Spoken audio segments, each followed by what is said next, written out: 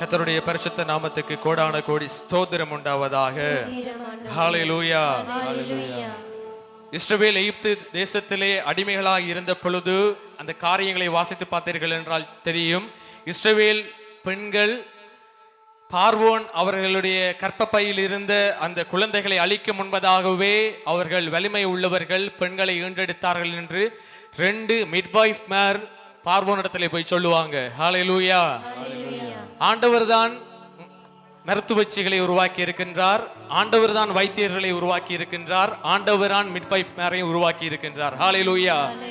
சீராக் ஞான புத்தகத்திலே சொல்லப்படுகின்றது, ஆண்டவர் சிலரை வைத்தியர்களுடைய கைகளிலே விட்டு விடுவார். அவர்கள் ஏனென்றால் அந்த வைத்தியர்கள் கூட தங்களுக்கு ஞானம் கிடைக்கும்படியாக ஆண்டவரிடத்திலே ஜெபிக்கின்றார்கள் என்று சொல்லி. ஹல்லேலூயா. சகலவற்றையும் ஆய்ந்தறிகிற தேவனைத்தான் நாங்கள் ஆராதித்துக் கொண்டிருக்கிறோம். ஹல்லேலூயா. இந்த சகோதரி, இந்த தாயார் 66 வயதாகின்றது. குருநாகல் ஐசியூவில் கடந்த 4 மாதத்துக்கு முன்பதாக ஒரு மரண படுக்கையிலே இருந்த சகோதரியா இருக்கிறார். ஹல்லேலூயா. இறந்து விடுவார், இனி வாழ்வி இல்லை. கன்சர்வேட்டிவ் மேனேஜ்மெண்ட், அதாவது ஒரு பெயின் கில்லர்ஸை கொடுத்து விட்டு அவ்வளவுதான் முடிஞ்சிரும் என்று சொல்லி வைத்தியர்கள் சொல்லிவிட்டாங்க. தங்களால் முடிந்த மருந்துகளை அவர்கள் படித்ததுக்கு ஏற்ப, அவர்களுடைய புத்திக்கு ஏற்ப அவர்கள் செய்து கொண்டு இந்த தாயாருக்கு வைத்தியம் செய்து வந்திருக்கின்றார்கள், கூடவே தாதியர்களும். ஆனால் படுத்த படுக்கையில் இருந்த இந்த தாயாரை கர்த்தர் எழுப்பி இந்த பலிபீடத்துக்கு கடந்த பெதஸ்தாவிலே கொண்டு வந்து சேர்த்திருக்கிறார். ஹல்லேலூயா. ஹல்லேலூயா. லாசர் மரித்து உயிர்க்க வேண்டும் என்று சொல்வது தேவனுடைய சித்தம்.